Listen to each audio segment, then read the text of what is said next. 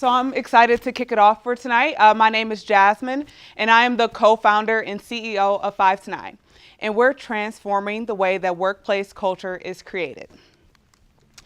So employee turnover is a big deal. Such a big deal that it costs the U.S. $160 billion a year. Half of employees cite that the reason why they're leaving their jobs, and I'm pretty sure some of you can understand this, is because of bad company culture.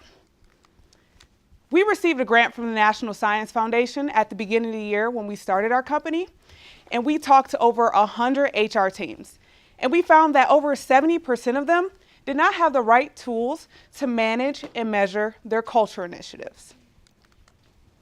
And this is why, thank you so much, sir, we created 5 to 9. 5 to 9 is a platform for workplace culture. We help HR teams and people leaders to manage and organize all their internal company initiatives. So think of everything from webinars and workshops to volunteerism and team building. And they have the ability to measure these initiatives leveraging employee feedback. So no more like throwing money at the wall and trying to see what sticks, but they can actually understand the ROI on employee experience. When it comes to the competitive landscape, we sit nicely in between community and analytics. And for our customers, they're actually replacing 3+ tools with our product alone.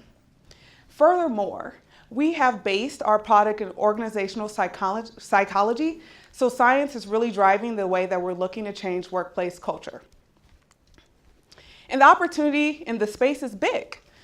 The employee engagement market is $74 billion and is growing 8% year over year. We're first targeting the wellness and measurement market, and within the next 4 to 5 years, with the customer acquisition strategy we've laid out, we project that we can achieve $250 million ARR in this space. When it comes to our traction, so we started operations at the beginning of the year, and we took the first 6 months to do research with that grant we got from the National Science Foundation and to prototype. In Q3, we launched our V1 in September and have brought on 5 clients, from large universities to public companies. So we're currently achieving 3K MRR, which will convert to 10K MRR by the beginning of the year. And we're a team that gets it. From working in corporate America to startups, we understand this problem. But we also have the education and the tools to get the job done, from getting our MBAs to having degrees in organizational psychology. And we're passionate, as we've all experienced how workplace culture can lead some to be engaged and others to not be engaged. And we're looking for partners who want to come alongside us. We just opened up our round this month and are already 40% committed. So if you are looking to change the way that workplace culture is created, I would love to talk more with you. Thank you.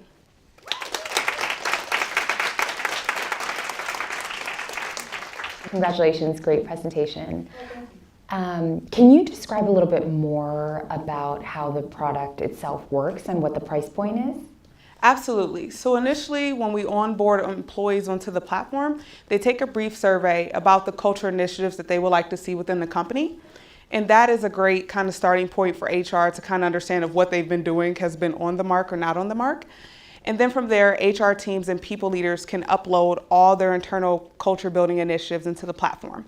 So employees RSVP for those, and then after the event ends, they get a 1-question survey. It's based in Net Promoter Score, NPS, on how they felt about that experience. So that's how we're able to engage over time what kind of initiatives that companies should be putting forth within their company culture.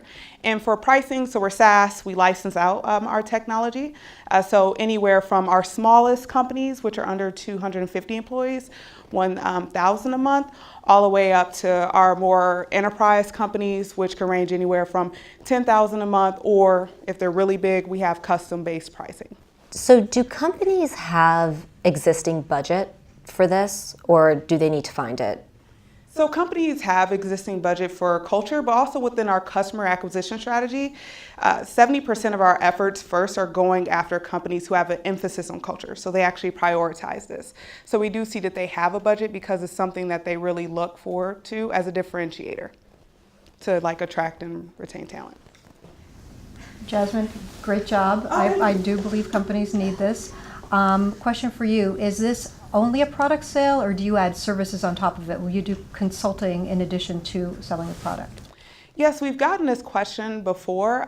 So what we're doing right now is we're sticking to a product, and we really want to refine that as much as we can. So our vision is to really handle the employee experience from end to end. So this is where we're starting.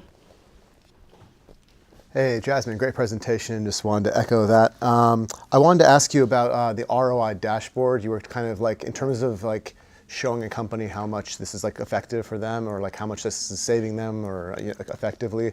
I was curious exactly how one does that. Is that just versus like the industry benchmarks for their vertical, or what?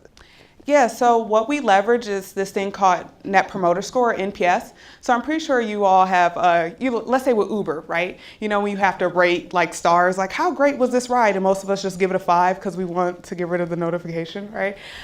So after every opportunity that an employee attends, they get one of those from 1 to 10, and they're able to give a score. And if they want, there's a free response form where they could give more information or color around that score if they want to.